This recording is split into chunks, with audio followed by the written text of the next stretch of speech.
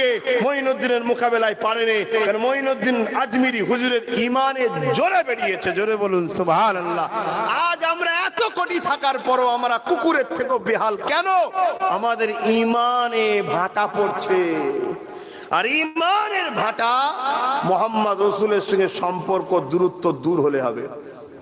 আমাদের ছেলেদের নবীর কথা শোনার ইন্টারেস্ট নাই, আমাদের বাচ্চাদের নবীর মাহফিল নবীর আলোচনা শুনে জিন্দেগিতে জোশ নাই। মানুষ তো দিবানা হয়ে যে নাচা দরকার, লাফালাফি করা দরকার।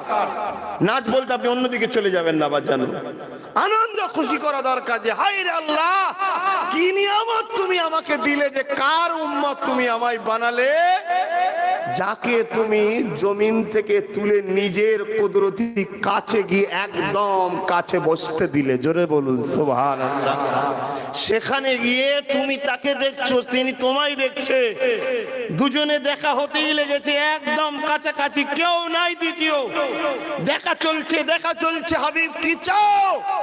হায় আল্লাহ, আমার হাবিব ওখানেও ছেলের কথা, স্ত্রীর কথা, পরিবারের কথা, কারো কথা নয়, প্রথমেই বলেছে আল্লাহ আমার উম্মতদের নাজাত চাই। জোরে বলুন সুবহানাল্লাহ।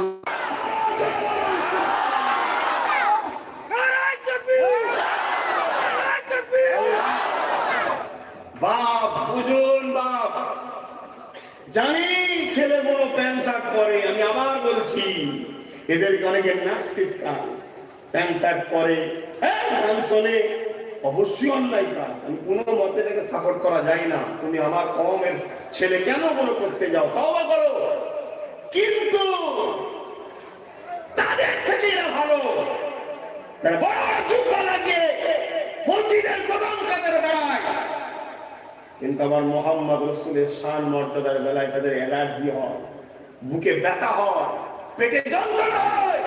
তাদের থেকেই দাঁড়িয়ে থাকা কনসার্ট পড়াগুলো আল্লাহকে সাক্ষী রেখে বলছি অনেক ভালো, অনেক ভালো, অনেক ভালো। এরা কমসে কম আমার নবীর গাদ্দার নয়, এরা দুশমন নয়, এরা সমাজকে নবী থেকে সরায়নি। আর বড় বড় জুব্বা পিরহান লেগিয়ে, পাগড়ি টাগড়ি লেগিয়ে একদম পুরো দেখে মনে হবে আল্লাহর ফেরেশতা নেমে পড়েছে আসমান থেকে, পাক্কা ইবলিসের চেলা ঘুরে বেড়াচ্ছে, শুধু ঘুরিয়ে ফিরিয়ে আমার নবী থেকে আমাদের মর্যাদা যে একটা আছে সেই মর্যাদা থেকে সরাচ্ছে। এই ছেলেগুলোর অন্তরে কি? এই ছেলেগুলোর অন্তরে আছে যে আল্লাহর পরে সব থেকে সম্মানীয়, সব থেকে ক্ষমতাশালী, সর্বদিক দিয়ে উত্তম তিনি হলেন মুহাম্মদ রাসূল। ঠিক না বেটি? এই ছেলেগুলোর হৃদয়ে আছে না নাই বলো? জোরে বলো, আছে না নাই? এখন এই ছেলেগুলোকে যদি বলা হয় মুহাম্মদ মরে গেছে, তিনার রওজায় যে আবার কি লাভ? বলো, ছেলেগুলো ভাবতে ভাবতে যাবে তো আমার দাদুটাও মরে গেছে, মুহাম্মদও মরে গেছে, নাউজুবিল্লাহ। কি গো মাইন্ড সেটিং করো, হবে না? হবে না? মাইন্ডের মধ্যে টেনশন। আমি এতদিন শুনলাম নবী পাক সাল্লাল্লাহু আলাইহি ওয়াসাল্লাম হায়াতুন নবী, নবী পাক সাল্লাল্লাহু আলাইহি ওয়াসাল্লাম তার আশিকদের কাছে যায়, এখন শুনছি নবী মরে গেছে। মাইন্ড আমাদেরকে ডাইভার্ট করছে। কথা শুনছেন? তাই আপনাদের ঘরে আজকেও বলে যায় আমার নবী পাক অবশ্যই হায়াতুন নবী। আমার নবী পাকের রূহ মুবারককে যখন কবজ করা হয়ে যায়, আমার নবী পাকের জিসম মুবারক থেকে যখন রূহ মুবারককে কবজ করে নেওয়া হয়, ওই সময় রূহ মুবারক আল্লাহ পাকের আরশে আজিমের উপরে তুলে নিয়ে যাওয়া হয়। আল্লাহ পাকের আরশে আজিমের উপরে আমার নবী পাকের রূহ মুবারককে যখন রাখা হয়, ওই সময় আমার নবী পাকের রূহ মুবারক বলতে লাগে, ও রব্বি আল্লাহ, আপনি আমাকে রাখবেন কোথায়? কেননা এটা মুহাম্মদ রাসূলের রূহ, রাখবেন কোথায়? আপনার হাবিবের রূহ রাখবেন কোথায়? কেন আপনি বলেছেন আমার একটা মাকাম থেকে, একটা জায়গা থেকে আর একটা জায়গা উত্তম হয়। আল্লাহ আপনি আমাকে রাখবেন কোথায়? ওই সময় আল্লাহ বলে আমার হাবিবের রূহ, কেন আমার জান্নাত তো রয়েছে। ওই সময় আমার রাসূলুল্লাহ রূহ বলেন, আল্লাহ আপনার জান্নাত দামি না আপনার হাবিবের জিসম মুবারকটা দামি? আমার আল্লাহ বলে, এ আমার হাবিবের রূহ রে, অবশ্যই জান্নাতের থেকেও আমার হাবিবের হাবিবের জিসম মুবারকটা হলো দামি। আল্লাহ পাকের নবী রূহ এই সময় বলতে লাগবে, ও রব্বি আল্লাহ, আপনি বলেছেন এক মাকাম থেকে আর এক মাকাম বেশি হবে, তাহলে হাবিবের শরীর থেকে নিয়ে এসেছেন এমন জায়গায় রাখতে হবে হাবিবের থেকে যেন দামি হয়। আল্লাহ পাক এই সময় বলেছেন, আমার হাবিবের রূহ আমার আরশে আজিমে তুমি থাকবে।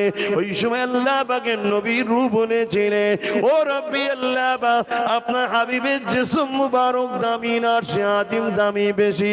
আমার আল্লাহ পাক বলেছে, আমার হাবিবের রূহ রে, আমার সৃষ্টি কায়নাতের মধ্যে আমার হাবিবের মতো এত সম্মানিত ইজ্জতওয়ালা দামি দ্বিতীয় আর আমি আল্লাহ কোনো কিছু বানাইনি। ওই আমার নবী পাকের রূহ বলেছে, আল্লাহ পাক তাহলে আমাকে সেই জায়গায় ফিরিয়ে দেওয়া হোক যেখানে রাখা ছিল। যে আমার নবী পাকের রূহ মুবারককে রওজা আকদাসে ফিরিয়ে দেওয়া হয়েছে। নবী আমার রওজা মুবারকে আজও তোমার আমার জন্য কাঁদতেছে।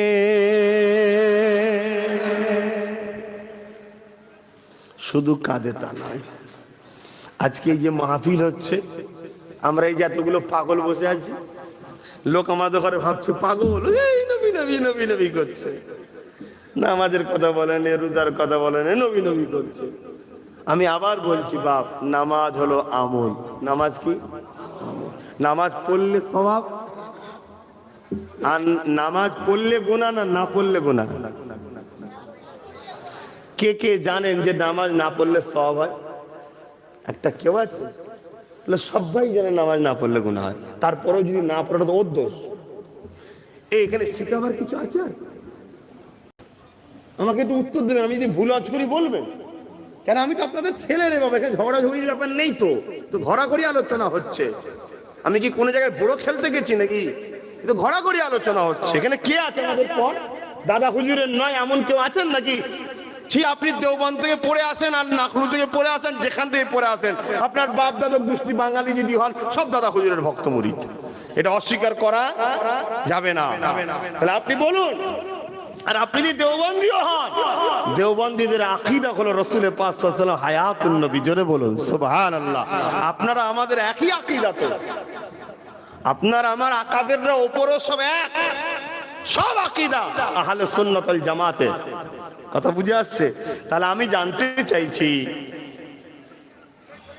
নামাজ পড়তে কি আমরা নিষেধ করি কাউকে যে বাবা নামাজ পড়তে হবে না, শুধু নবীর প্রেম করলেই চলে যাবে?